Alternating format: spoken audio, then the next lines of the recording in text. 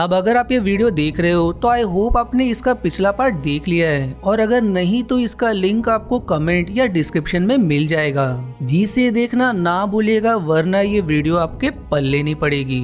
अब इस एपिसोड की शुरुआत में रात के समय चर्च का फादर सांटे के घर आता है, जहाँ सांटे उसे बुक ऑफ किंगडम्स देता है, जो सब पिएत्रो चुप कर देख रहा होता है। और तभी वहाँ पर सेजारिया आ जाती है, जिसके बाद पिएत्रो सेजारिया से उस किताब के बारे में पूछता है, लेकिन सेजारिया इस बारे में कुछ नहीं बताती।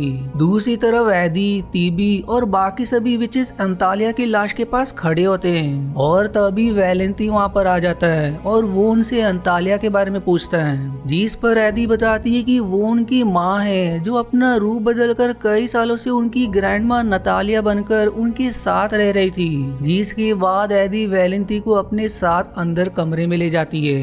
अब अगले दिन फिर से एडी पिएत्रो से मिलने फाउंटेन के पास जाती है, जहाँ थोड़ी देर बाद पिएत्रो आता है, और एडी और पिएत्रो एक दूसरे से फिर से किस शेयर करते हैं और एक दूसरे से कोई भी सच नहीं छिपाने का वादा करते हैं। जिसके बाद एडी को वापस लौटते समय रास्ते में किसी औरत की आवाज आने लगती है, जो एडी से मदद मांग रही होती है, लेकिन एडी को कोई दिखाई नहीं दे रहा होता, जिससे एडी थोड़ी डर जाती है और जल्दी से घर आ जाती है। अब घर पहुंचने पर फिर से एडी को वही आवाजें सुनाई देने लगती है, जो एडी से कह रही होती है कि एडी उसकी मदद करे, नहीं तो वो लोग उसे मार देंगे।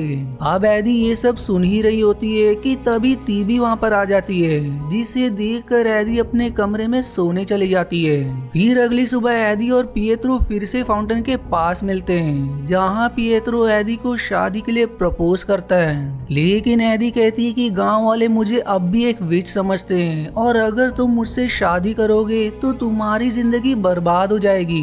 जिसके जवाब में पिएत्रो कहता है कि उसे किसी की परवाह नहीं है, लेकिन फिर भी एडी जवाब देने के लिए एक दिन का समय मांगती है। जिस पर पिएत्रो एडी को कल इसी समय मिलकर जवाब बताने को कहता है। अब वापस जाते हुए एडी को फिर से किसी औरत के चिल्लाने की आवाज सुनाई देती है, जो एडी से कह रही होती है कि वो लोग मुझे मार डालेंगे, मेरी मदद करो। और तभी एडी को उसकी माँ अंतालिया की आत्मा दिखाई देती है, जो एडी को चेतावनी देती है कि प्यार सिर्फ एक भ्रम है और वो इससे दूर रहे। जाते हुए फिर अंतालिया एडी से कहती है कि उसे इन आवाजों को ध्यान से सुनने की जरूरत है, और इतना कहकर वो वहाँ से गायब हो जाती है। जिसके बाद एडी घर जाकर पेरिस्पोलिस को इस बारे में बताती है, जिस पर पेरिस्पोलिस एडी को इस बारे में तेबी को बताने को कहती है।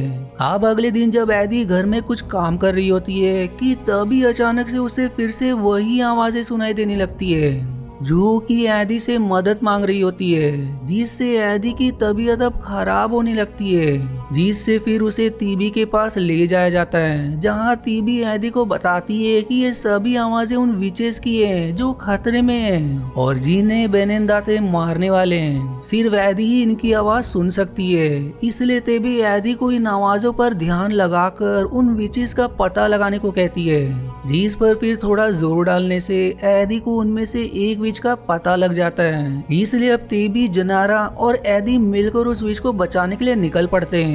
अब रास्ते में चलते हुए एडी बताती है कि ये विच अंधी है, और तभी हमें दिखाया जाता है कि इस विच की दोनों आंखें निकाल दी गई है। वो अब एक टावर के सीढ़ियों से ऊपर चढ़ रही होती है, और बेनेंदाते, जिसमें सेजारिया भी होती है, उसकी तरफ जलती हुई मशाले लेकर बढ़ रहे होते हैं। और अब जब तेबी और एडी टावर तक पहुंचते हैं तो वो विच खुद को बेनेंदेता से बचाने के लिए एडी के सामने ही टावर से कूद जाती है, जिससे उसकी वहीं पर मौत हो जाती है। जिससे एडी काफी दुखी हो जाती है और जोरों से चिल्ला पड़ती है।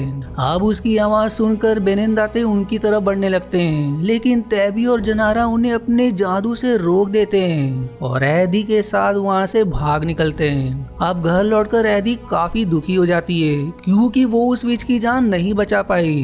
तब तेबी एडी को समझाती है कि अगर एडी उन पर विश्वास करे और इस बार उन्हें इसके बारे में समय रहते पता चल सके, तो वो बहुत सारी दूसरी विचेस की जान बचा सकती हैं, जिन्हें उनकी मदद की सख्त जरूरत है। पर इस पर एडी कोई जवाब नहीं देती देती और वहाँ से उठकर अपने कमरे में आ जाती है। वहीं दूसरी तरफ हम देखते हैं कि चर्च का फादर बुक ऑफ किंगडम्स को मार्जियो के पास लाता है और अब हमें यहाँ पता चलता है कि मार्जियो राजा का पुरोहित है। असल में मार्जियो अपना रूप बदल कर रह रहा होता है और अब मार्जियो कुछ मंत्र पढ़कर बुक ऑफ किंगडम को ओपन करता है, लेकिन किताब पर किए गए जादू के कारण वो उस किताब को नहीं पढ़ पाता।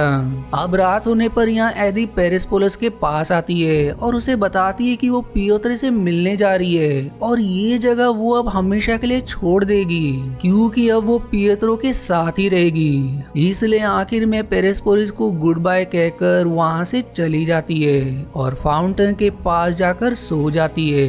फिर सुबह होने पर पियत्रो फाउंटेन के पास आता है जहाँ उसे एडी सोई हुई मिलती है। पियत्रो अब एडी को जगाता है जिसके बाद दोनों एक दूसरे से किस शेयर करते हैं और इसके बाद पियत्रो एडी को शादी के लिए पूछता है, लेकिन तभी एडी को एक विजन आता है जिसमें वो देखती है कि पियत्रो की माँ कुछ ही देर में मरने वाली है, जो सब वो पियत्रो को बताती है और उसे घर जाकर आखिरी बार अपनी माँ से मिलने को कहती है। जिसके बाद पियत्रो जल्दी से अपने घर जाने के लिए निकल जाता है। अब पियत्रो के जाने के बाद एडी फाउंटेन के पानी में खुद को देखती है जिसमें उसकी शक्ल बिल्कुल अपनी माँ जैसी नजर आती है और इसी रहस्यमय एंडिंग के साथ ये एपिसोड भी यहीं समाप्त हो जाता है। आशा है आपको मेरी एक्सप्लेनेशन पसंद आई। यदि हाँ तो प्लीज वीडियो को लाइक करना और चैनल को सब्सक्राइब करके सपोर्ट करना ना भूलें। मिलते हैं अगले एक्सप्लेनेशन वीडियो में, तब तक के लिए धन्यवाद दोस्तों।